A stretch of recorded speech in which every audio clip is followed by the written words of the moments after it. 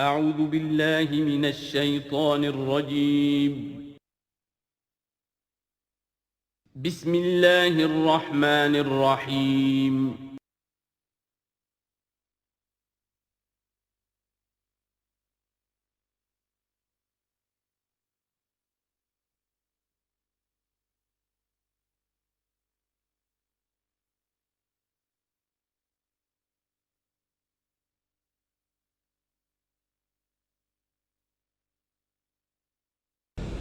اعوذ باللہ من الشیطان الرجیم بسم اللہ الرحمن الرحیم ولو انہم ظلموا انفسهم جاءوک واستغفروا اللہ واستغفر لهم الرسول لوجدوا اللہ توابا رحیما فلا وربک لا یؤمنون حتی یحکموک فیما شجر بینہم ثم لا یجدوا فی انفسهم حرجا مما قضیت ویسلموا تسلیما وَلَوْ أَنَّا كَتَبْنَا عَلَيْهِمْ أَنِ اقْتُلُوا أَنفُسَكُمْ أَوِ اخْرُجُوا مِنْ دِيَارِكُمْ مَا فَعَلُوهُ إِلَّا قَلِيلٌ مِّنْهُمْ وَلَوْ أَنَّهُمْ فَعَلُوا مَا يُوعَظُونَ بِهِ لَكَانَ خَيْرًا لَّهُمْ وَأَشَدَّ تَثْبِيتًا وَإِذًا لَّآتَيْنَاهُم مِّن لَّدُنَّا أَجْرًا عَظِيمًا وَلَهَدَيْنَاهُمْ صِرَاطًا مُّسْتَقِيمًا صدق اللہ العظیم۔ جیسا کہ میں عرض کر چکا ہوں کہ منافقین پر جو سب سے زیادہ بھاری تین چیزیں تھیں، ان میں سے سب سے پہلی، اور عام طور پر اس کا صحیح اندازہ لوگوں کو نہیں ہے، وہ ہے اطاعت رسول۔ اللہ کی اطاعت وہ ایک کتاب کی اطاعت ہے۔ اللہ خود کوئی مشخص شخصیت کی حیثیت سے ہمارے سامنے موجود نہیں ہے، بالغیب ہے۔ ہمارے لیے رسول کی اطاعت بھی اس وقت اسی درجے میں ہے۔ رسول شخصاً ہمارے سامنے موجود نہیں ہے، یہ انسٹیٹیوشن ہے، اللہ کی اطاعت، رسول کی اطاعت۔ لیکن یہ جان لیجئے کہ اس وقت کے لوگوں کے لیے حضور صرف ایک انسٹیٹیوشن نہیں تھے، ایک شخص بھی تھے، اور وہاں کے لوگوں کے رشتے بھی تھے حضور کے ساتھ۔ کوئی حضور کا خسر ہے، خسر باپ کی جگہ ہوتا ہے، کوئی حضور کا داماد ہے، کوئی حضور کی بیوی ہے، رشتے ہیں۔ اب ظاہر بات ہے کہ ان کے لیے یہ بھی بڑا مشکل ہوتا تھا کہ وہ فرق کر سکیں کہ کس وقت ہمارا کیا معاملہ محمد الرسول اللہ کے ساتھ بحیثیت رسول ہو، اور کس وقت ایک شوہر کی حیثیت سے، یا ایک داماد کی حیثیت سے، یا ایک بھتیجے کی حیثیت سے۔ حضرت حمزہ کے جو بھتیجے ہیں، تو یہ تو معاملہ تھا مومنین صادقین کا، لیکن منافقین کا اس سے بڑھ کر معاملہ یہ تھا کہ ایک انسان کی اطاعت ہم کیوں کریں۔ اور یہی وہ چیز ہے کہ جو فتنہ انکار سنت اور انکار حدیث کی اصل جڑ اور بنیاد ہے۔ اباہ کرتی ہے طبیعت، جیسے کہ ان عورت کی طبیعت اباہ کرتی ہے کہ شوہر کی تابعداری کیوں کرے، آخر وہ بھی مکمل ہیومن بینگ ہے، مکمل انسان ہے، اس کے احساسات ہیں، تو آسان کام نہیں ہے کہ اس کو ریکنسائل کر سکیں۔ اسی طرح انسان کی اطاعت کرے، یہ بھی در حقیقت اس کو تسلیم کرنا، ذہناً ریکنسائل کرنا آسان نہیں۔ اور یہ چیز ظاہر بات ہے کہ جن کے دل میں یقین کھب جاتا تھا ان کے لیے آسان ہو جاتی تھی، جن کے دلوں میں یقین کی کمی تھی وہ پھر قدم قدم پر نوکنگ کرتی تھی، ان کی گاڑی چل نہیں پاتے تھے۔ اب فرمایا وَلَوْ أَنَّا كَتَبْنَا عَلَيْهِمْ، اگر ہم نے ان پر یہ فرض کر دیا ہوتا أَنِ اقْتُلُوا أَنفُسَكُمْ کہ قتل کرو اپنے آپ کو، أَوِ اخْرُجُوا مِنْ دِيَارِكُمْ یا نکلو اپنے گھروں سے، مَا فَعَلُوهُ إِلَّا قَلِيلٌ مِّنْهُمْ نہ کرتے یہ کام ان میں سے مگر سوائے چند کے۔ وَلَوْ أَنَّهُمْ فَعَلُوا مَا يُوعَظُونَ اور اگر وہ کرتے جس چیز کی کہ ان کو نصیحت کی جا رہی ہے، لَكَانَ خَيْرًا لَّهُمْ یہی ان کے لیے بہتر ہوتا، وَأَشَدَّ تَثْبِيتًا اور ان کی ثبات ایمان اور ثبات قلب اسی کے اندر ہوتی ہے۔ وَإِذًا لَّآتَيْنَاهُم مِّن لَّدُنَّا أَجْرًا عَظِيمًا اور اس صورت میں ہم انہیں اپنے پاس سے بہت بڑا اجر دیتے، وَلَهَدَيْنَاهُمْ صِرَاطًا مُّسْتَقِيمًا اور انہیں ہدایت فرما دیتے سیدھی راہ کی طرف۔ اس میں اکثر حضرات نے تو اس کو جو الفاظ ہیں ظاہری انہی پر محمول کیا ہے، اور اس میں بھی کوئی قباحت نہیں ہے۔ اللہ ہمارا خالق ہے، اگر اللہ حکم دے کہ اپنے آپ کو قتل کرو، خودکشی کرو، تو ہمیں کرنی ہوگی۔ اگر اللہ ہمیں حکم دے اپنے گھروں سے نکل جاؤ تو نکلنا ہوگا۔ تو اس میں ایک اشارہ یہ ہو سکتا ہے کہ جیسے جو تاریخ بنی اسرائیل میں ہم دیکھ آئے ہیں، وہاں یہ تھا کہ جن لوگوں نے بچڑے کی پرستش کی تھی ان کو جو مرتد ہونے کی سزا دی گئی تھی، اس کے لیے الفاظ یہی آئے تھے، أَنِ اقْتُلُوا أَنفُسَكُمْ قتل کرو اپنے آپ کو، مراد یہ ہے کہ تم اپنے اپنے قبیلے کے ان لوگوں کو قتل کرو جنہوں نے اس گناہ کبیرہ کا ارتکاب کیا ہے۔ تو شاید چونکہ منافقین کا معاملہ چل رہا ہے، اور منافقین کے ساتھ اکثر و بیشتر ایسا ہوتا تھا کہ ان کے خاندان والے، رشتہ دار، ان کے گھرانے والے ان کے ساتھ شامل ہو جاتے تھے حمایت کے اندر، تو یہاں بتایا جا رہا ہے کہ بجائے اس کے کہ ان کی حمایت کرو، ہونا تو چاہیے اس کے بالکل برعکس، اور وہ یہ کہ تم اپنے اندر سے خود دیکھو کون ہیں کہ جو منافق ہیں، کہ جو اصل میں آستین کے سانپ ہیں۔ اگر اللہ تعالیٰ نے تمہیں حکم نہیں دیا ہے، اگر اللہ تعالیٰ یہ حکم بھی دے سکتا تھا کہ ہر قبیلہ، ہر گھرانہ اپنے ہاں کے منافقین کو خود قتل کرے، یہ تو حضرت عمر رضی اللہ تعالیٰ عنہ نے اپنی اس ایمان کی غیرت کے اندر، غیرت ایمانی کے اندر قتل کیا، اور اس پر انہیں غصہ آیا، اس لیے کہ بہرحال وہ ان کے اپنے خاندان کے لوگ تو نہیں تھے، لیکن یہ کہ اللہ تعالیٰ اگر یہ حکم دیتا تو یہ بھی تمہیں کرنا چاہیے تھا، لیکن یہ کہ اللہ کے علم میں ہے کہ تم میں سے بہت کم لوگ ہوتے کہ جو اس حکم کی تعمیل کر سکتے، اور اگر کر گزرتے ما یوعظون بہ لکان خیرا لہم واشد تثبیتا واذا لآتیناہم من لدنا اجرا عظیما ولہدیناہم صراطا مستقیما۔ اب اس کے بعد یہ اطاعت رسول کے موضوع پر جو عظیم ترین آیت ہے قرآن کی وہ آ رہی ہے۔ وَمَن يُطِعِ اللَّهَ وَالرَّسُولَ، اور جو کوئی اطاعت کرے گا اللہ کی اور رسول کی صلی اللہ علیہ وسلم، فَأُولَٰئِكَ مَعَ الَّذِينَ أَنْعَمَ اللَّهُ عَلَيْهِمْ، تو یہ وہ لوگ ہوں گے جنہیں معیت حاصل ہوگی ان کی جن پر اللہ کا انعام ہوا، اور وہ کون ہیں؟ من النبیین والصدیقین والشہداء والصالحین، یعنی انبیاء کرام اور صدیقین اعظام اور شہداء کرام اور صالحین، وحسن اولئک رفیقا، اور یہ لوگ تو بہت ہی اچھے ہیں رفاقت کے لیے، یعنی اللہ اور اس کے رسول کی اطاعت کرنے والوں کا پھر شمار ان لوگوں کے زمرے میں ہوگا، وہ جو سورہ فاتحہ کے ضمن میں ہم نے دیکھا تھا کہ اہدنا الصراط المستقیم صراط الذین انعمت علیہم، وہ کون لوگ ہیں انعمت علیہم، اس کی تفسیر ہے یہ۔ فاولئک مع الذین انعم اللہ علیہم من النبیین والصدیقین والشہداء والصالحین، ایک بیس لائن ہے، صالح مسلمان، نیک نیت مسلمان، دل میں خلوص کے ساتھ ایمان ہے، صالح ہے، حکم پر عمل کر رہا ہے، محرمات سے بچا ہوا ہے۔ اب اوپر اٹھے گا تو ایک اونچا درجہ ہے شہداء کا، اس سے بھی اونچا درجہ ہے صدیقین کا، اس سے بھی اونچا درجہ ہے انبیاء کا۔ اب انبیاء کا درجہ تو رک جائے گا، اس لیے کہ وہ تو ایک وہبی چیز ہے، کسبی چیز نہیں تھی، لیکن یہ دو درجے تو ابھی موجود ہیں کہ انسان اپنی ہمت سے جتنی محنت کرے، جتنی کوشش کرے، وہ شہادت اور صدیقیت کے مراتب تک فائز ہو سکتا ہے۔ یہ مضمون پوری وضاحت کے ساتھ آئے گا سورہ حدید میں انشاءاللہ۔ ذالک الفضل من اللہ وکفی باللہ علیما، اور یہ اللہ تعالیٰ کا بڑا فضل ہے جن لوگوں کو آخرت میں ان کی معیت حاصل ہو جائے۔ وتوفنا مع الابرار، اے اللہ ہمیں موت دیجو اپنے ابرار بندوں کے ساتھ۔ تو واقعہ یہ ہے ذالک الفضل من اللہ وکفی باللہ علیما، یہ تو اللہ کا بہت بڑا فضل ہے، اور اللہ کافی ہے ہر شے کے جاننے کے لیے، یعنی کون کس استعداد کا حامل ہے، کون کس قدر و منزلت کا حامل ہے، اللہ خوب جانتا ہے۔ اب آ رہی ہے دوسری چیز، قتال فی سبیل اللہ، جو بڑا سخت امتحان تھا مادی اعتبار سے۔ اطاعت رسول جو ہے وہ زیادہ تر ایک نفسیاتی ایک مرحلہ تھا، نفسیاتی الجھن تھی، لیکن یہ تو ظاہر بات ہے کہ خالص محسوس شے، مادی شے، جان کا خطرہ، مال کا خطرہ۔ یا ایھا الذین آمنوا خذوا حذرکم، اے اہل ایمان اپنے تحفظ کا سامان لے لیا، اپنے ہتھیار لے لیا کرو۔ فانفروا ثبات او انفروا جمیعا،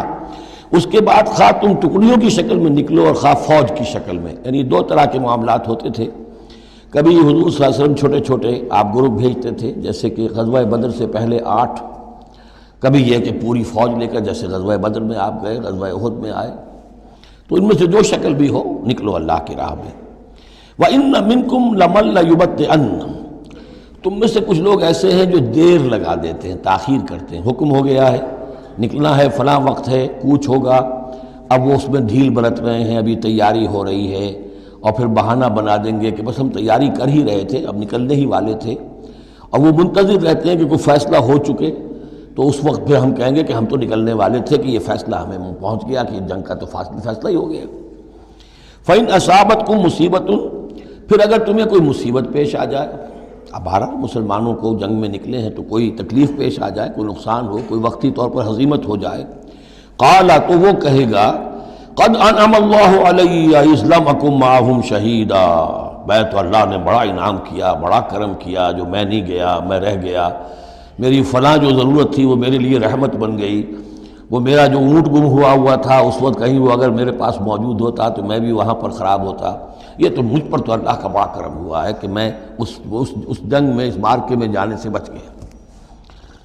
وَلَئِنْ أَصَابَكُمْ فَضْلٌ، اور اگر تمہیں کوئی فضل پہنچ جائے اللہ کی طرف سے، فتح ہو جائے اور تم یعنی کامرانی کے ساتھ واپس آؤ اور تم مال غنیمت لے کر آؤ،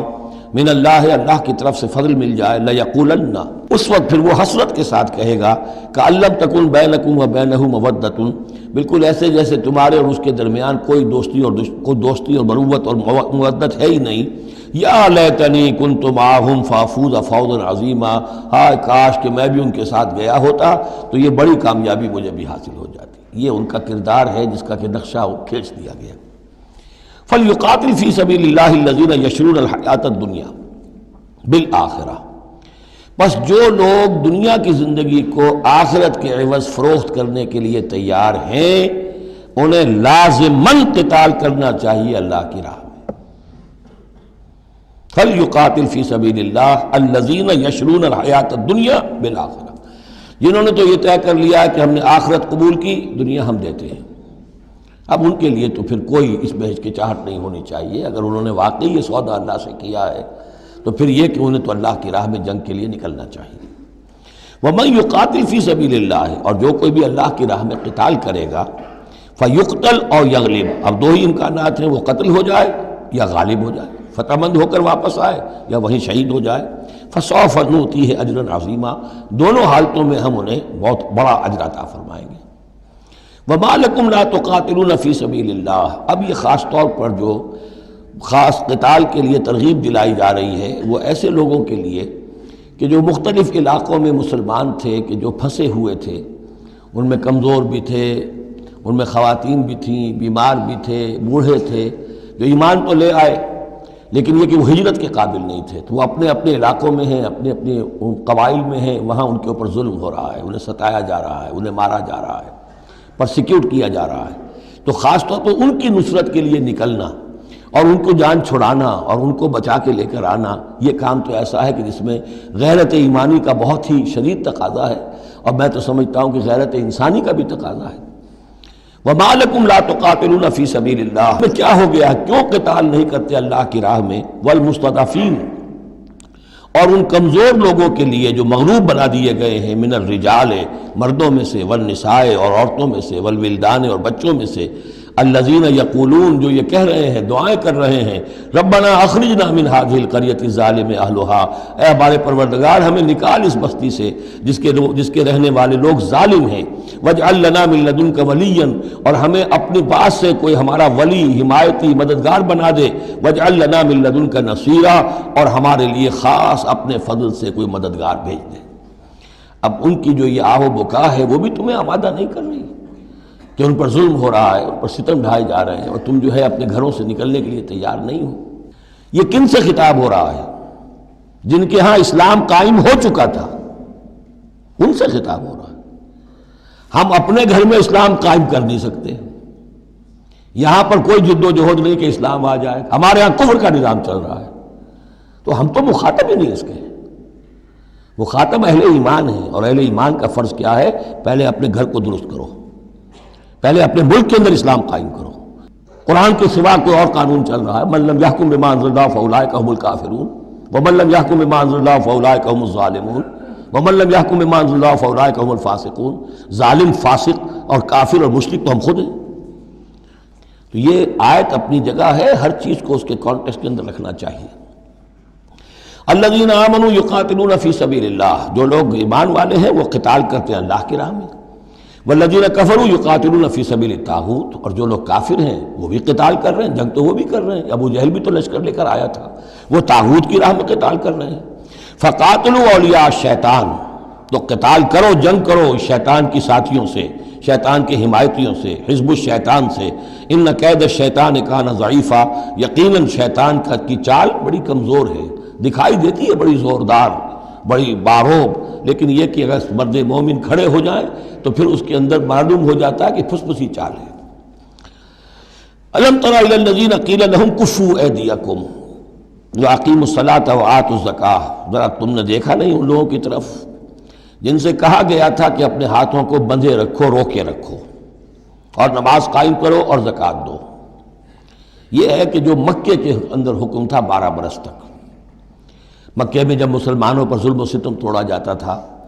انہیں ستایا جا رہا تھا، تو بہت سے مسلمان تھے جوش میں بھی اور یقیناً خلوص کے ساتھ ہوش مند ہو کر بھی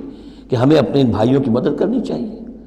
اب یہ سمیہ ہمارے سامنے جو ہے، جو کچھ ہو رہا ہے اس کے ساتھ ہماری نگاہوں کے سامنے، یاسر کے ساتھ جو کچھ ہو رہا ہے، حضور ہمیں اجازت دیجیے۔ آخر ہم جو ہے، ہم نامرد نہیں ہیں، ہم بے غیرت نہیں ہیں، ہم بزدل نہیں ہیں، لیکن اجازت نہیں تھی۔ یہ منہج انقلاب نبوی کا ایشو ہے۔ اس وقت حکم یہ تھا اپنے ہاتھ تھامے رکھو، نغمہ ہے بلبل شوریدہ تیرا خام ابھی، اپنے سینے میں اسے اور ذرا تھام ابھی، ایک وقت آئے گا تمہارے ہاتھ کھول دیے جائیں گے، ابھی کفوا ایدیکم۔ لیکن یہاں سوال پیدا ہوتا ہے، الم تر الی الذین قیل لهم کفوا ایدیکم،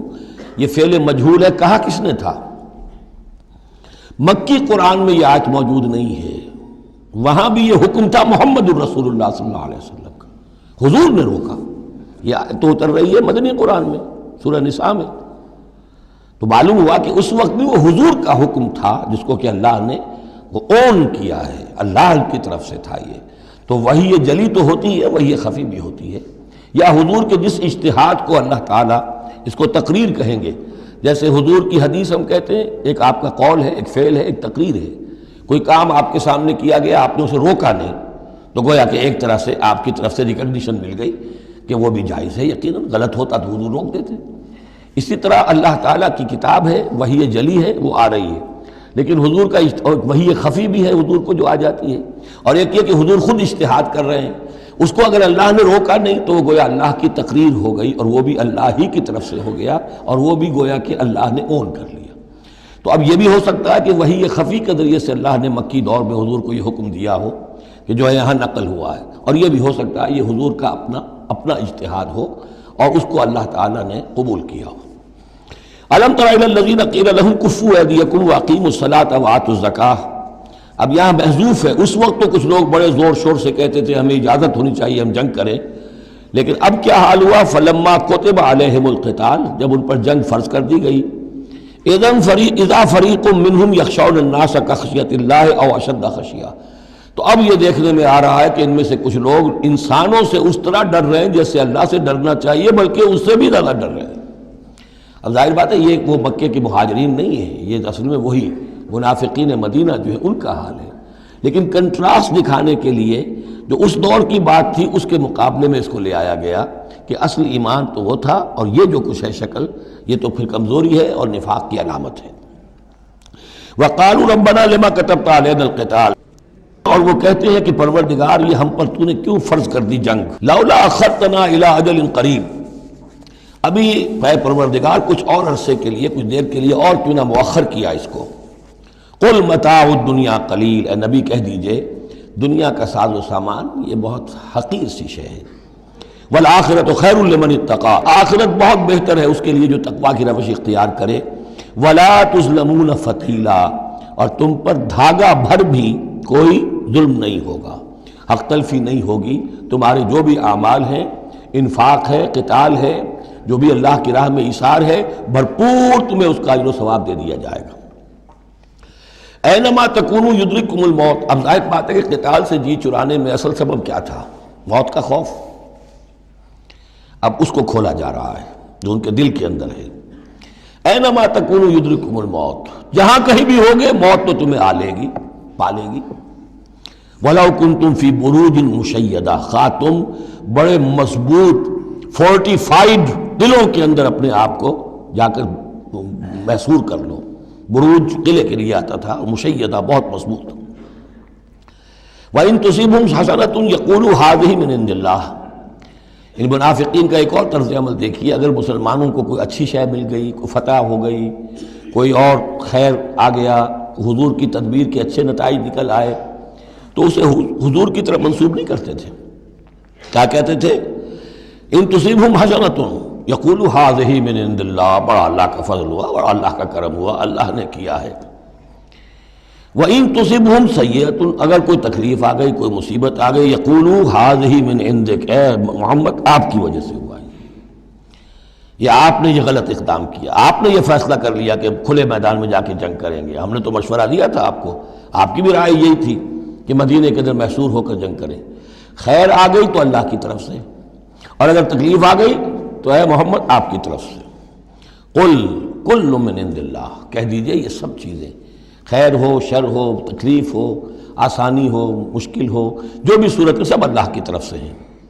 فما لہؤلاء القوم لا یکادون یفقہون حدیثا، تو ان لوگوں کو کیا ہو گیا ہے کہ یہ کوئی بات بھی نہیں سمجھتے،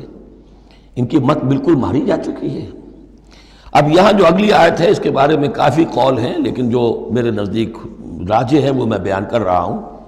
کہ اس میں تحویل خطاب ہے. شروع میں جو خطاب کیا جا رہا ہے وہ ان مسلمانوں کو جن کی طرف سے یہ کمزوری یا نفاق ظاہر ہو رہا تھا. ما اصابک من حسنۃ فمن اللہ وما اصابک من سیئۃ فمن نفسک. دیکھو اے مسلمان،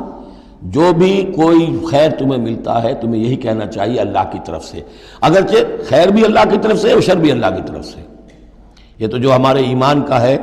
وہ ایمان مفصل، والقدر خیرہ وشرہ من اللہ تعالی والبعث بعد الموت، ہمارا ایمان اس پر ہے. لیکن طریقہ کیا ہے انسان کے لیے، ادب کیا ہے، صحیح کیا ہے؟ وہ یہ ہے کہ خیر ملے اللہ کا فضل ہے، اور اگر کوئی خرابی ہوئی ہے میری کسی غلطی سے ہوئی ہے، مجھ سے کوئی کوتاہی ہوئی ہے، مجھے اللہ تعالیٰ نے کوئی تعدیب فرمانی چاہیے. وَأَرْسَلْنَاكَ لِلنَّاسِ رَسُولًا، اور اے نبی ہم نے آپ کو تو لوگوں کے لیے رسول بنا کر بھیجا ہے. ایک یہ قول ہے کہ اس میں تحویل خطاب ہے، ایک یہ کہ درمیانی ٹکڑے میں بھی خطاب تو حضور سے ہی ہے لیکن استجاب کے انداز میں. اچھا تو جو انہیں خیر مل جائے تمہیں وہ تو ہے اللہ کی طرف سے، اور جو کوئی برائی آ جائے تو اے نبی آپ کی طرف سے ہے. کیا بات یہ کہہ رہے ہیں جبکہ اللہ نے آپ کو تو رسول بنا کر بھیجا ہے. تو یہ دو تعبیریں ہیں اس کی. میرے نزدیک پہلی تعبیر راجح ہے. وَكَفَى بِاللَّهِ شَهِيدًا، اور اللہ تعالیٰ کافی ہے گواہ کے طور پر یا مددگار کے طور پر. مَن يُطِعِ الرَّسُولَ فَقَدْ أَطَاعَ اللَّهَ، جو کوئی اطاعت کرتا ہے رسول کی، جس نے اطاعت کی رسول کی اس نے اطاعت کی اللہ کی. یہ ٹکڑا بہت اہم ہے، اس لیے کہ اس کے ساتھ ہی آپ حدیث اپنے دماغ میں ٹانک لیجئے اپنے ذہن میں، اس لیے کہ یہ جو کام تھا سارا کا سارا جماعتی زندگی کے تحت ہو رہا تھا، اور اس میں رسول جو ہے صلی اللہ علیہ وسلم وہ جنگ میں ہے تو کمانڈر ان چیف ہے، لیکن کمانڈر ان چیف کے ساتھ دوسرے چھوٹے کمانڈرز بھی تو ہوتے ہیں، میمنہ پر، میسرہ پر، قلب پر، عقب پر، ہراول دستے پر کون ہے. لہذا چین ہے یہ اطاعت کی، سم اطاعت کی، کہ حضور نے فرمایا من اطاعنی فقد اطاع اللہ، وہ تو یہی بات آ گئی، من یطع الرسول فقد اطاع اللہ، من اطاعنی فقد اطاع اللہ ومن عصانی فقد عصى اللہ. جس نے میری اطاعت کی اللہ کی اطاعت کی، جس نے میری نافرمانی کی اللہ کی نافرمانی کی. ومن اطاع امیری فقد اطاعنی،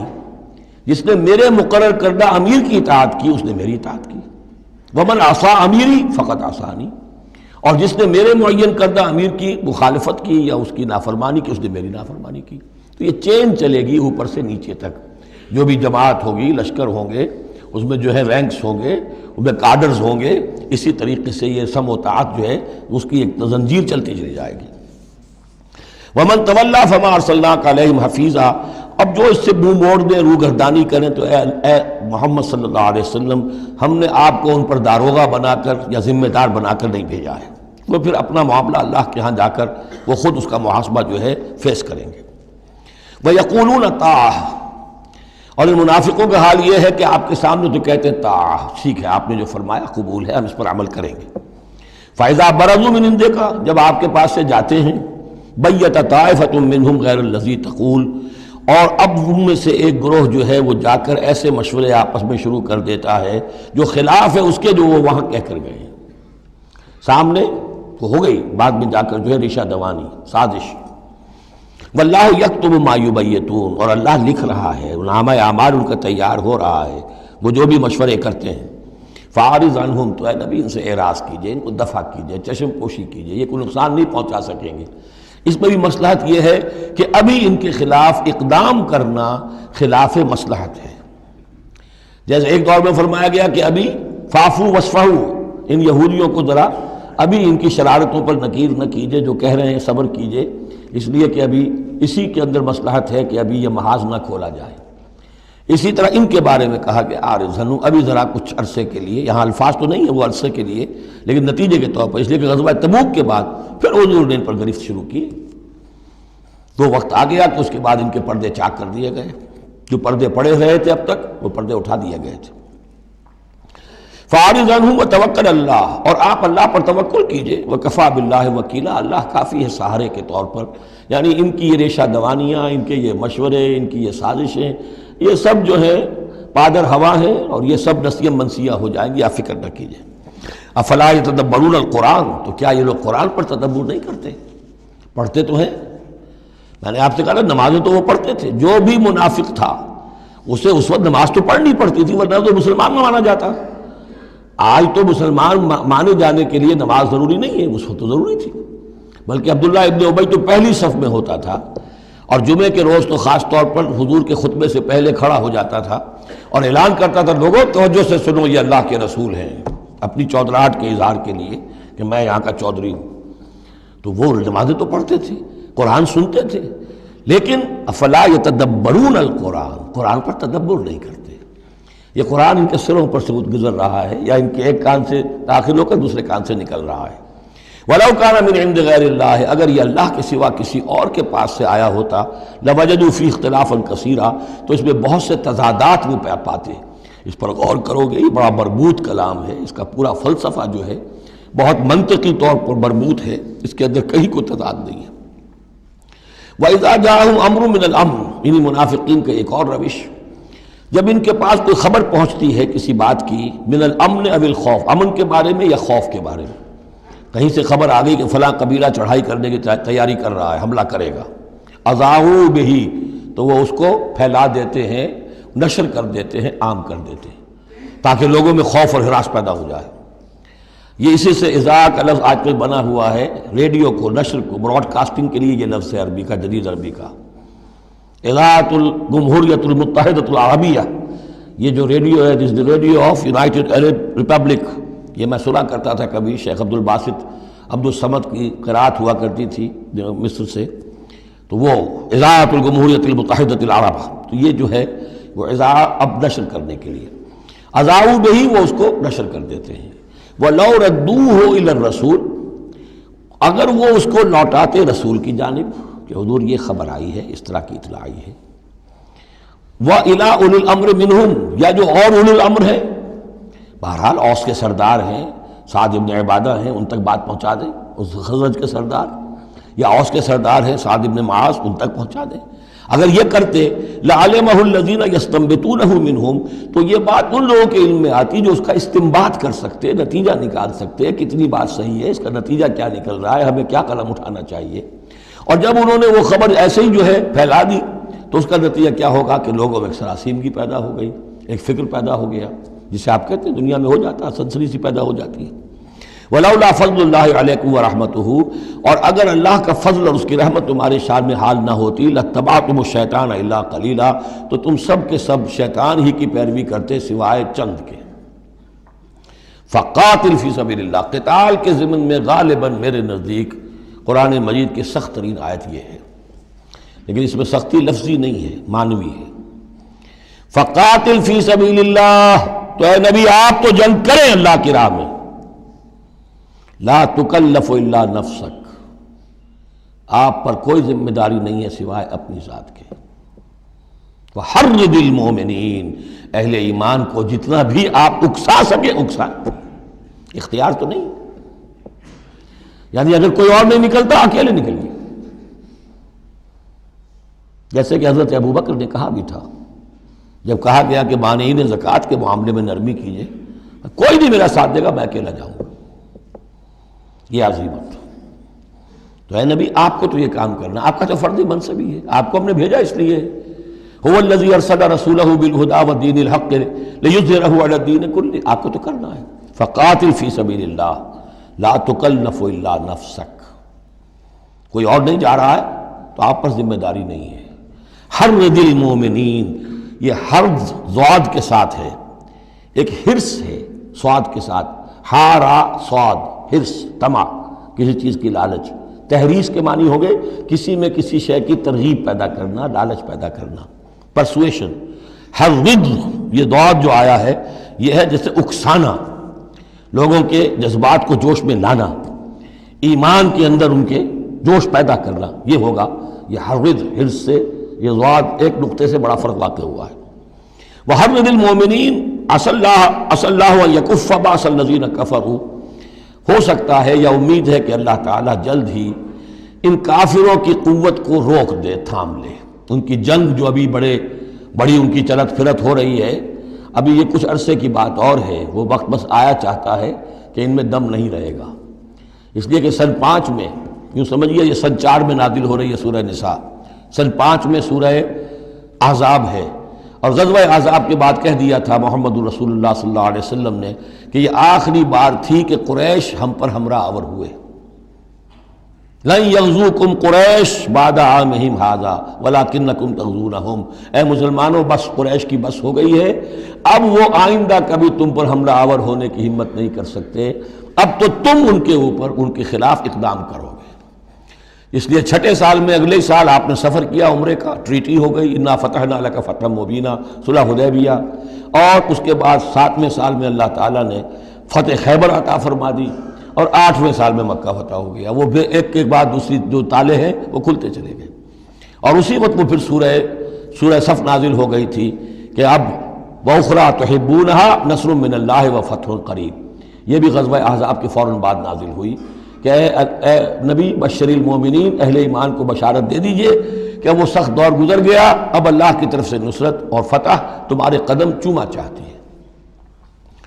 عسى اللہ ان یکف باس الذین کفروا، امید ہے کہ اللہ تعالیٰ ان کافروں کی قوت کو تھام لے گا، ان کی جنگ کو روک دے گا۔ واللہ اشد باس واشد تنکیلا، اور یقیناً اللہ تعالیٰ بہت سخت ہے جنگ میں بھی، قوت میں بھی، اور سزا دینے میں بھی، اور سختی اور عقوبت میں بھی۔ اس کے بعد پھر تمدنی چیزیں کچھ آ رہی ہیں، یہ اب پھر مسلمانوں سے خطاب آ رہا ہے۔ یہ منافقین سے 2 باتیں آ چکی، ایک اطاعت رسول جو ان پر شاق گزرتی تھی، اور ایک قتال فی سبیل اللہ جو ان کے لیے بہت بڑا امتحان بن جاتا تھا۔ من یشفع شفاعۃ حسنۃ یکن لہ نصیب منہا، انسانی معاشرے کے اندر سفارش کرنا کسی کے لیے یہ بھی ایک اس کا لازمی سا حصہ ہوتا ہے۔ کوئی شخص ہے، اس کی کوئی احتیاج ہے، آپ جانتے ہیں کہ نیک آدمی ہے، صحیح آدمی ہے، بیروپیہ نہیں ہے، دوسرے شخص کو جانتے ہیں کہ وہ اس کی مدد کر سکتا ہے، آپ جا کر اس کے لیے کہیں کہ اس کی مدد کی جائے، میں اس کو جانتا ہوں، یہ کوئی پروفیشنل بیگر نہیں ہے۔ یا اسی طرح کا معاملہ، کوئی مقدمے کا مسئلہ ہے، آپ کے علم میں کچھ حقائق ایسے ہیں کہ جو فائل کے اوپر جو پولیس نے جو بھی کر رکھی ہے کارروائی، وہ دھوکہ دینے والے ہیں، ڈیسیونگ ہے، تو آپ جاتے ہیں کسی کے پاس اور کہتے ہیں کہ یہ بات یوں ہے، تو یہ کوئی بری بات نہیں ہے۔ اچھائی کے لیے، نیکی کے لیے، بھلائی کے لیے، خیر کے لیے، عدل کے لیے، انصاف کے لیے اگر سفارش کی جائے تو اس میں کوئی حرج نہیں، بلکہ اس سے اللہ تعالیٰ ثواب عطا فرمائے گا۔ من یشفع شفاعۃ حسنۃ، جو کوئی سفارش کرتا ہے اچھی، یکن لہ نصیب منہا، اسے اس میں سے بھی حصہ ملے گا، اس کی نیکی، اس کے اجر و ثواب میں سے اسے حصہ ملے گا۔ ومن یشفع شفاعۃ سیئۃ یکن لہ کفل منہا، اور کسی نے بری سفارش کی، غلط سفارش کی، جھوٹی کی، حقائق کو توڑا مروڑا، تو پھر اس کے جرم کے اندر جو جس کے لیے وہ سب کچھ کر رہا ہے وہ بھی شریک ہو گیا، اس کا برابر کا حصہ دار ہو گیا۔ واللہ وکان اللہ علی کل شیء مقیتا، اور یقیناً اللہ تعالیٰ ہر شے پر قوت رکھنے والا ہے۔ ایک اور بات، معاشرے کے اندر گریٹنگز کا معاملہ ہوتا ہے، جب ملیں تو آپس میں کس طریقے سے کوئی سلام کریں، یا کیا گڈ مارننگ کہیں، کیا کہیں، صباح الخیر اور مساء الخیر کہیں، کیا کہیں، اس کا بھی اللہ تعالیٰ نے بتایا کہ اس کا قاعدہ کیا ہے۔ وَإِذَا حُيِّيتُم بِتَحِيَّةٍ فَحَيُّوا بِأَحْسَنَ مِنْهَا أَوْ رُدُّوهَا،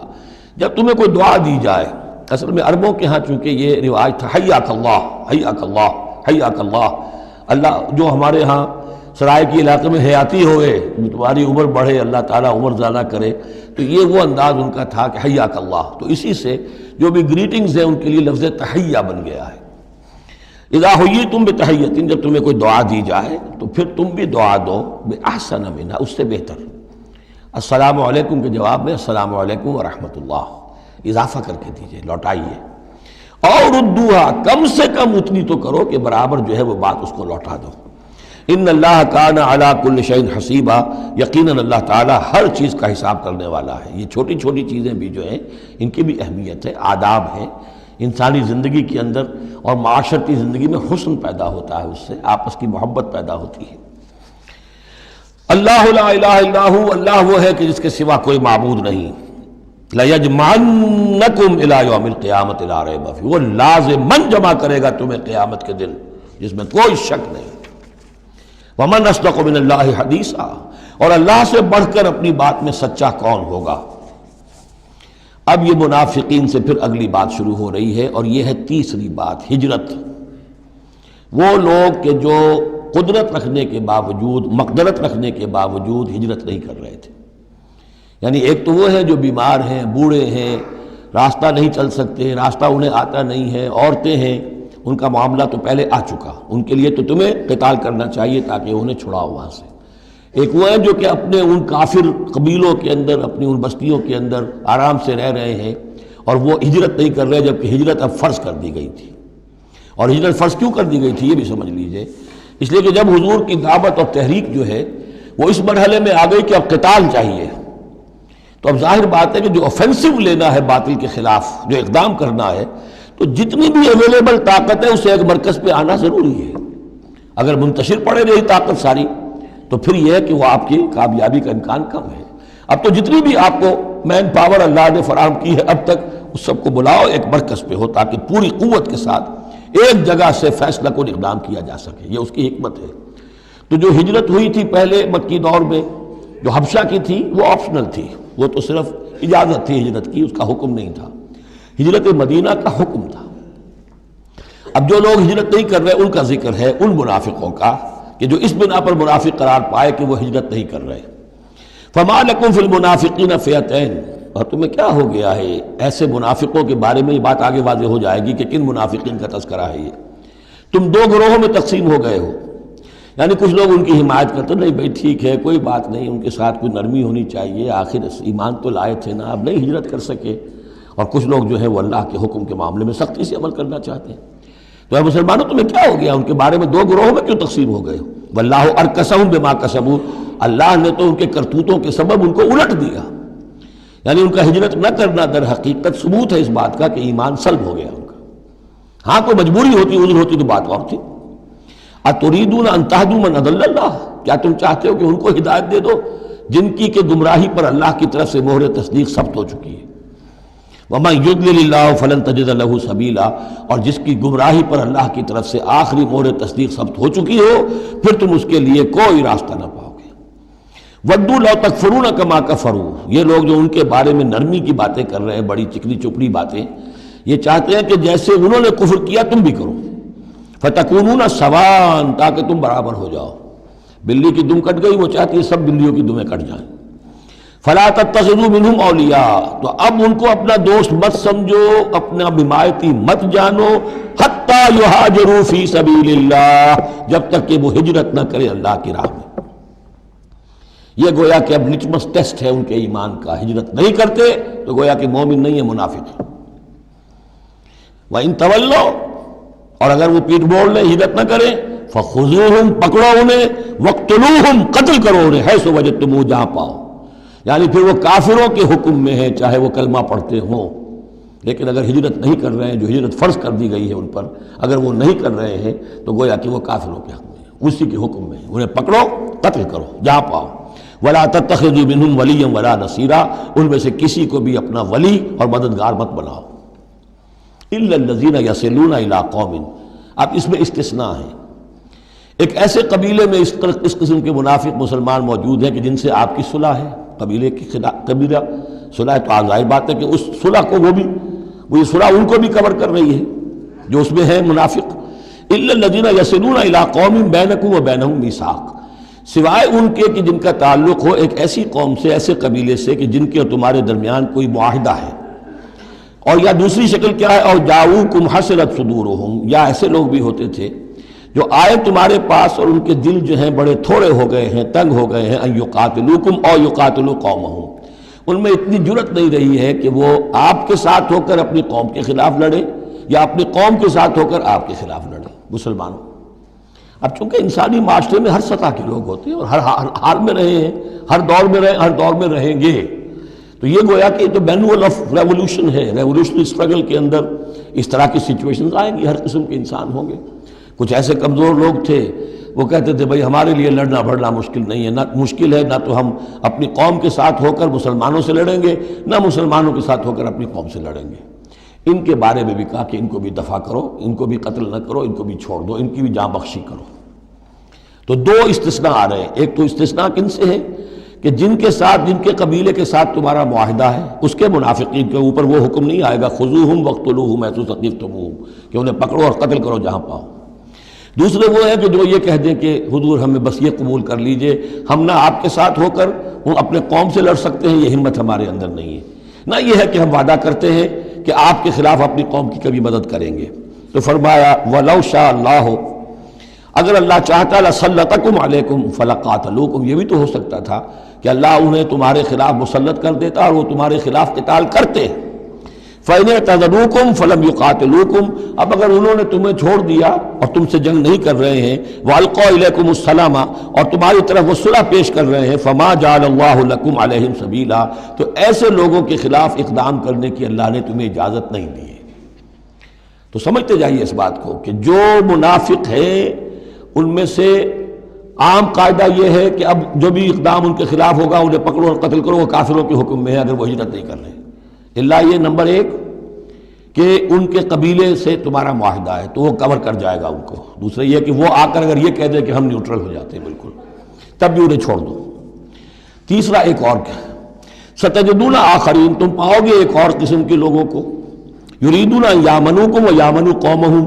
وہ بھی کہتے تو یہ چاہتے ہیں کہ تم سے بھی امن میں رہیں، اپنی قوم سے بھی امن میں رہیں، اس میں نہیں آنا چاہتے جھگڑے میں۔ کلما ردوا الی الفتنۃ ارکسوا فیہا، لیکن جب کہیں کوئی آزمائش کا وقت آتا ہے تو وہ اس کے اندر اوندھے ہو جاتے ہیں۔ جب دیکھتے ہیں کہ ہماری قوم کا پلڑا بھاری ہے تو مسلمانوں کے ساتھ جو ہے وہ جنگ کرنے کے لیے بھی تیار ہو جاتے ہیں کہ اب تو فتح ہماری ہونے والی ہے تو مال غنیمت میں سے ہمیں حصہ مل جائے گا۔ فَإِن لَمْ يَعْتَزِلُوكُمْ، تو ایسے لوگ اگر تم سے علیحدہ نہیں رہتے، باز نہیں رہتے تمہارے خلاف لڑنے سے، وَيُلْقُوا إِلَيْكُمُ السَّلَامَ، اور اگر تمہارے سامنے صلح پیش نہیں کرتے، وَيَكُفُّوا أَيْدِيَهُمْ، اور اپنے ہاتھ نہیں روکتے، فَخُذُوهُمْ، تو پکڑو انہیں، وَاقْتُلُوهُمْ، اور قتل کرو انہیں، حَيْثُ ثَقِفْتُمُوهُمْ، جہاں بھی کہیں پاؤ۔ یعنی اگر غداری انہوں نے کہی ہے، ایک وعدہ کیا تھا اس کے خلاف کیا ہے، تو پھر یہ وہ جو امان تھی وہ ختم ہو گئی۔ وَأُولَٰئِكُمْ جَعَلْنَا لَكُمْ عَلَيْهِمْ سُلْطَانًا مُبِينًا، ایسے لوگوں کے خلاف ہم نے تمہیں سند اور قوت عطا کر دی ہے کہ تم اس کے خلاف کھلا اقدام کر سکتے ہو۔ اب ایک اور معاشرتی مسئلہ آ رہا ہے، کیونکہ یہ جو اب چل رہی تھی، یوں سمجھیے نا کہ پورے عرب کے اندر اب تو بھٹی دہک گئی ہے، جنگیں ہو رہی ہیں، جگہ جگہ ہو رہی ہیں، مارکے ہو رہے ہیں۔ ہمارے پاس تاریخ میں جو لکھے آئے ہیں سیرت میں تو بڑے بڑے مارکے ہیں جن میں کہ حضور شریک رہے، لیکن یہ کہ یہ تو ایک چومکھی سی جنگ تھی جو چل رہی تھی مسلمان۔ اس سے آپ کو اندازہ ہو رہا ہے ان آیات سے کہ اصل سچویشن جو ہے وہاں کی سوشل سچویشن اور ٹرائبل جو ان کا معاشرہ تھا اس میں کیا کیا پرابلمز تھے۔ اب اس میں یہ ہے کہ فرض کیجئے کسی شخص نے کسی مسلمان کو مار دیا، لیکن یہ اس نے کہا کہ میں نے تو مارا نہیں، مجھے اتفاق سے میں نے تو تیر چلایا تھا کسی جانور پر، کسی ہرن پر لگ گیا، اس کو ہو سکتا ہے، یہ ممکن ہے۔ تو اب کسی مسلمان کا مسلمان کو قتل کرنا دو طرح کا ہے، قتل خطا اور قتل عمد۔ اس کا کیا حکم ہے؟ ما کان لمؤمن ان یقتل مؤمنا الا خطا، کسی مومن کے لیے یہ روا نہیں ہے کہ مومن کو قتل کرے مگر خطا کے طور پر، نشانہ چوک گیا، کسی کو جان لگا، اب گاڑی ہے، ایکسیڈنٹ ہو گیا، آپ چلا رہے تھے، کوئی اس کے نیچے آ گیا، مر گیا، آپ تو اسے مارنا نہیں چاہتے تھے۔ چنانچہ سعودی عرب میں یہ بھی اسی بد کے تحت یہ فیصلے ہوتے ہیں اس کے ایکسیڈنٹس کے، اس قانون قتل خطا کے تحت۔ وہ قانون کیا ہے؟ وَمَنْ قَتَلَ مُؤْمِنًا خَطَأً، اور جو شخص کسی مومن کو قتل کر دے قتل خطا غلطی سے، فَتَحْرِيرُ رَقَبَةٍ مُؤْمِنَةٍ، تو ایک مسلمان غلام کی گردن کا آزاد کرانا، وَدِيَةٌ مُسَلَّمَةٌ إِلَىٰ أَهْلِهِ، اور دیت خون بہا اس مقتول کا اس کے گھر والوں کو ادا کرنا لازم ہے، الا ان یصدقوا، الا یہ کہ وہ معاف کر دیں، خون بہا دینا ہوگا، یعنی قتل خطا کے بدلے میں آپ قتل نہیں کریں گے۔ قتل عمد کی جزا میں قتل ہے، لیکن یہ کہ قتل خطا میں قتل نہیں ہوگا۔ قتل کی جگہ کیا ہوگا؟ ایک تو خون بہا،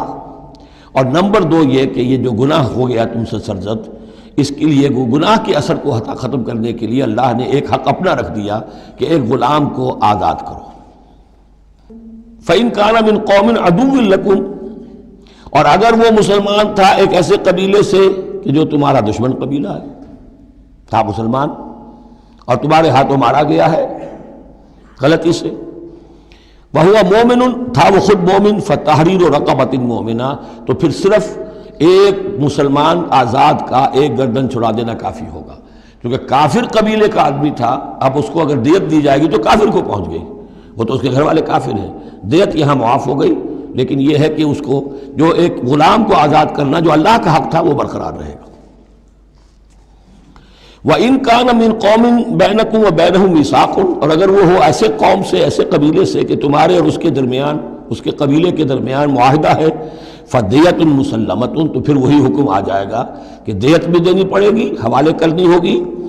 اِلَىٰ أَهْلِهِ، اس کے گھر والوں کی طرف، اس کے وارثوں کو، وَتَحْرِيرُ رَقَبَةٍ مُؤْمِنَةٍ، اور ایک مومن کی گردن، ایک مومن جو ہے کہ جو مومن غلام ہو اس کا آزاد کرنا بھی ہوگا۔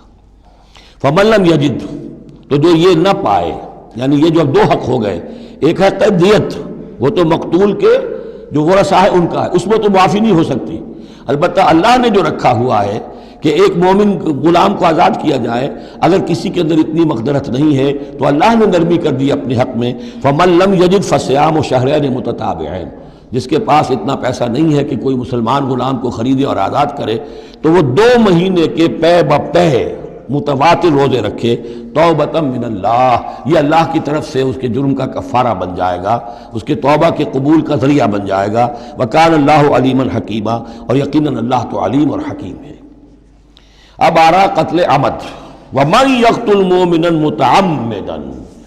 اور جو کوئی قتل کرے گا کسی مومن کو جان بوجھ کر قتل عمد،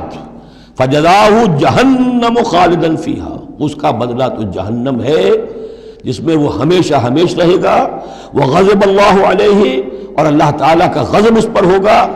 وَلَعَنَهُ، اور اللہ نے اس پر لعنت فرمائی، وَعَدَّ لَهُ عَذَابًا عَظِيمًا، اور اس کے لیے بہت بڑا عذاب تیار کیا ہے۔ شروع میں آیا تھا کہ 2 چیزیں ہیں، حرمت جان، حرمت مال، معاشرے کی بنیاد اس پر قائم ہے، لہذا یہ کہ ایک مسلمان کا قتل کر دینا بھی اللہ کے ہاں کتنا بڑا ہے۔ آگے چل کر سورہ مائدہ میں اس سے بھی آگے آ گیا، فَكَأَنَّمَا قَتَلَ النَّاسَ جَمِيعًا، کسی ایک انسان کو ناحق قتل کر دینا بھی ایسے ہے جیسے کہ پوری نوع انسانی کو قتل کر دیا، اس لیے کہ تمدن کی جڑ کاٹ دی۔ اور اس سے اندازہ کیجئے ہمارے ہاں کتنا کچھ ایمان و اسلام ہے، یہ جان انسانی جو ہے کتنی سستی ہو چکی ہے، اور قتل عمد جس طریقے سے ہو رہا ہے، مچھر کی جان اور انسان کی جان ایک جیسی ہے۔ یا ایھا الذین آمنوا اذا ضربتم فی سبیل اللہ فتبینوا ولا تقولوا لمن القی الیکم السلام لست مؤمنا۔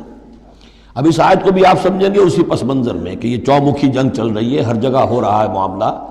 تو اس میں فرض کیجئے کہ کہیں کوئی مقابلہ ہوا، آپ نے سمجھا کہ یہ کافر آ رہا ہے،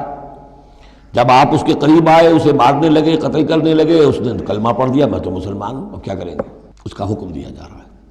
یا ایھا الذین آمنوا اذا ضربتم فی سبیل اللہ، اہل ایمان جب تم اللہ کی راہ میں نکلو، فتبینوا، تو تحقیق کر لیا کرو، وَأَتَقُولُوا لِمَنْ أَلْقَى إِلَيْكُمُ السَّلَامَ، اور جو شخص بھی تمہارے سامنے اسلام پیش کرے یا سلام پیش کرے، اس کو یہ مت کہو کہ لست مومنا، کہ تم مومن نہیں ہو، تمہیں کیا معلوم؟ ایمان کا تعلق دل سے ہے، دنیا کا سارا معاملہ اس کے اسلام پر ہوگا۔ اگر وہ کلمہ شہادت پڑھ رہا ہے اور اپنے اسلام کا اظہار کر رہا ہے، you have to take him on his words۔ تو یہ معاملہ ہو گیا تھا حضرت اسامہ کے ساتھ۔ حضرت اسامہ کا ایک جنگ میں ایک کافر سے دو بدو مقابلہ ہوا، جب وہ کافر بالکل زیر ہو گیا کہ اب اس کو معلوم ہوا کہ میرے لیے بچت کا کوئی راستہ نہیں ہے، انہیں کلمہ پڑھ دیا، اشہد ان لا الہ الا اللہ واشہد ان محمد رسول اللہ۔ حضرت اسامہ نے وہی سمجھا جو کوئی بھی شخص سمجھتا کہ اس نے جان بچانے کے لیے ہیلہ کیا ہے، بہانہ کیا ہے، اپنی تلوار نہیں روکی، قتل کر دیا، لیکن دل میں خلش رہی۔ پھر آپ کے خود انہوں نے کہا یا حضور تک اطلاع پہنچی تو حضور ناراض ہوئے، اے اسامہ کیا کرو گے اس دن، کیا جواب دو گے جب وہ کلمہ شہادت تمہارے خلاف مدعی ہو کر آئے گا کہ میرے ہوتے ہوئے تلوار چلی اس کی۔ جب انہوں نے کہا کہ وہ تو جان بچانے کے لیے اس نے کیا، ہم نے فرمایا حلا شقق بقلبہ، تو تو نے اس کا دل چیر کر کیوں نہیں دیکھ لیا کہ اس کے اندر ایمان ہے کہ نہیں ہے؟ اس قدر غصے کا اور غضب کا انداز، وہی بات کہی جا رہی ہے۔ یا ایھا الذین آمنوا اذا ضربتم فی سبیل اللہ فتبینوا ولا تقولوا لمن القی الیکم السلام لست مؤمنا تبتغون عرض الحیات الدنیا۔ دیکھو تم دنیا کا سامان چاہتے ہو کہ اس کے پاس کوئی مال ہے، ہم اسے کافر قرار دیں، قتل کریں، مال غنیمت لے لیں گے۔ فعند اللہ مغانم کثیرہ، دل تھوڑا نہ کرو، اللہ کے ہاں بڑی غنیمتیں تمہارے لیے ہیں، تمہارے لیے بڑی بڑی مملکتوں کی غنیمتیں آنے والی ہیں، ان چھوٹی چھوٹی چیزوں کا اور اس کے اوپر اتنی حدود اللہ جو ہے اس سے آزادی نہ برتو۔ کذالک کنتم من قبل، دیکھو تم خود بھی تو پہلے ایسے ہی تھے، آخر ایک دور تم پر بھی تو گزرا ہے، تم سب بھی تو نو مسلم ہی ہو، ایک وقت میں تو تم میں سے ہر شخص کافر ہی تھا نا، مشرک تھا۔ کذالک کنتم من قبل، تو اتنی سمجھ لینا اللہ نے آپ کو توفیق دے دی، اللہ نے کلمہ شہادت آپ کو عطا کر دیا، رسول کی دعوت و تبلیغ سے جو ہے بہرہ مند ہونے کی توفیق دے دی، اللہ کا انعام مانو، لیکن یہ کہ اس طریقے سے لوگوں کے اس معاملے میں اتنی سخت روش اختیار نہ کرو۔ فمن اللہ علیکم، تو اللہ تعالیٰ نے تم پر بڑا احسان فرمایا ہے، فتبینوا، تو دیکھو تحقیق کر لیا کرو، ان اللہ کان بما تعملون خبیرا، اور جو کچھ تم کر رہے ہو اللہ اس سے باخبر ہے۔ لا يستوي القاعدون من المؤمنین غیر اولی الضرر والمجاہدون فی سبیل اللہ باموالہم وانفسہم۔ اس آیہ مبارکہ میں جہاد کا لفظ بمعنی قتال ہے، جہاں تک جہاد کا تعلق ہے وہ تو مومن ہر وقت کر رہا ہے، دعوت و تبلیغ بھی جہاد ہے، اپنے نفس کے خلاف بھی جہاد ہے، المجاہد من جاہد نفسہ، بلکہ پوچھا گیا ای الجہاد افضل یا رسول اللہ، آپ نے فرمایا ان تجاہد نفسک فی طاعت اللہ، اپنے نفس کے خلاف جہاد کرو، اسے اللہ کا مطیع بناؤ، یہ بھی جہاد ہے۔ تو جہاد کے بہت سے گوشے ہیں، لیکن قتال آخری منزل قتال ہے،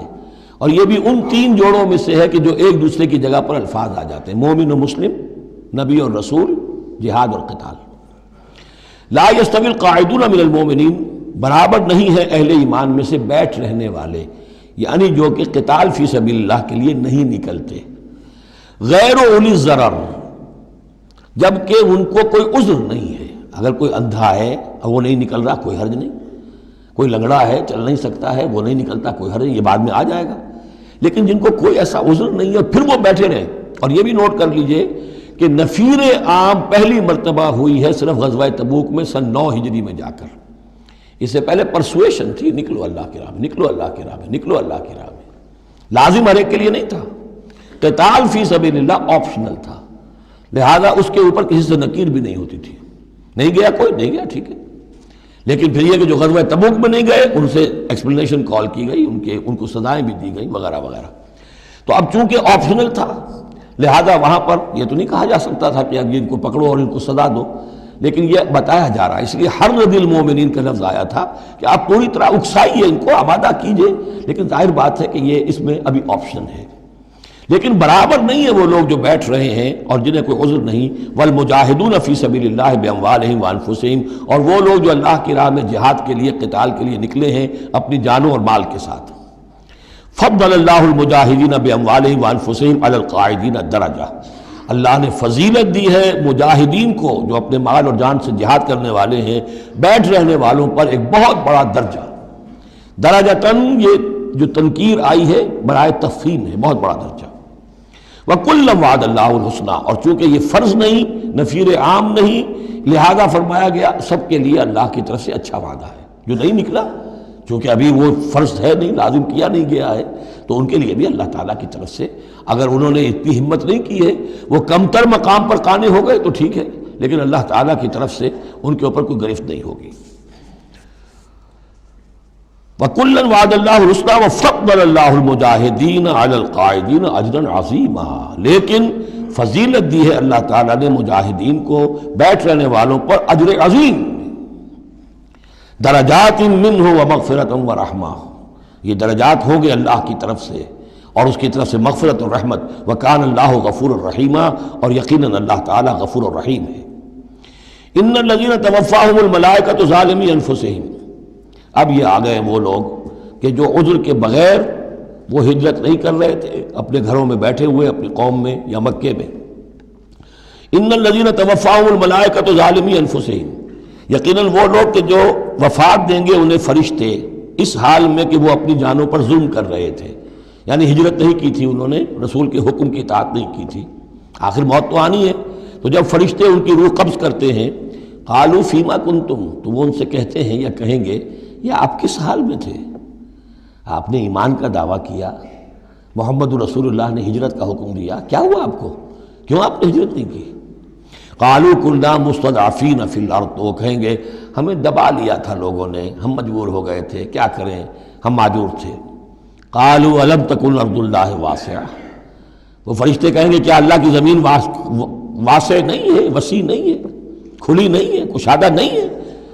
فتہاجروا فیہا، کہ تم اس پہ ہجرت کرتے، فاولئک مأواہم جہنم، تو یہ وہ لوگ ہیں جن کا ٹھکانہ جہنم ہے، وساءت مصیرا، اور وہ بہت بری جگہ ہے ٹھہرنے کی۔ الا المستضعفین من الرجال، ہاں ایسے لوگ جو واقعتاً جن کو اب چینز پہنا دی گئی ہوں، زنجیروں میں جکڑ کر جن کو کہ گھروں میں رکھا گیا، ان کا معاملہ ہو رہا ہے کہ جنہیں دبا دیا گیا ہو۔ مستضعفین من الرجال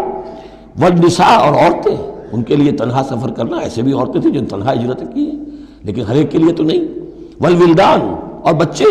لا یستطیعون حیلۃ، کہ نہ ان کے پاس کوئی تدبیر ہے، ولا یہتدون سبیلا، نہ وہ راستہ جانتے ہیں۔ فاولئک عسى اللہ ان یعفو عنہم، تو یہ وہ لوگ ہیں کہ اللہ تعالیٰ ان کو معاف فرمائے گا۔ اگر عذر تھا، مجبوری تھی، نہیں جا سکتے تھے، بچے ہیں، عورتیں، ان کے لیے کہا گیا تھا کہ ان کے لیے قتال فی سبیل اللہ کرو، انہیں جا کے چھڑاؤ۔ لیکن جو لوگ بغیر عذر کے وہاں بیٹھے ہوئے ہیں وہ منافق ہیں کٹر، ان سے تمہارا کوئی تعلق نہیں جب تک کہ وہ ہجرت نہ کریں، بلکہ وہ قتال کے معاملے میں بالکل کفار کے برابر ہیں۔ الا المستضعفین من الرجال والنساء والولدان لا يستطيعون حیلۃ ولا يهتدون سبیلا فاولئک عسى الله ان يعفو عنهم وكان الله عفوا غفورا، اور اللہ تعالیٰ بخشنے والا اور معاف فرمانے والا ہے۔ ومن يهاجر في سبيل اللہ، اور جو کوئی ہجرت کرے گا اللہ کی راہ میں، یجد فی الارض مراغما کثیرا وسعا، وہ زمین میں پائے گا کشادگی بہت بڑی اور وسعت۔ ان ارضی واسعۃ فإیایا فاعبدون، سورہ عنکبوت میں آپ پڑھیں گے، میری زمین بڑی کشادہ ہے، اگر یہاں اللہ کی بندگی نہیں کر سکتے ہو تو کہیں اور چلے جاؤ۔ ومن یہاجر فی سبیل اللہ یجد فی الارض مراغما کثیرا وسعا ومن یخرج من بیتہ مہاجرا، اور اس کے ساتھ ساتھ یہ بھی سمجھ لو جو شخص اپنے گھر سے نکل کھڑا ہوا ہجرت کے لیے، الی اللہ ورسولہ، اللہ اور اس کے رسول کی طرف،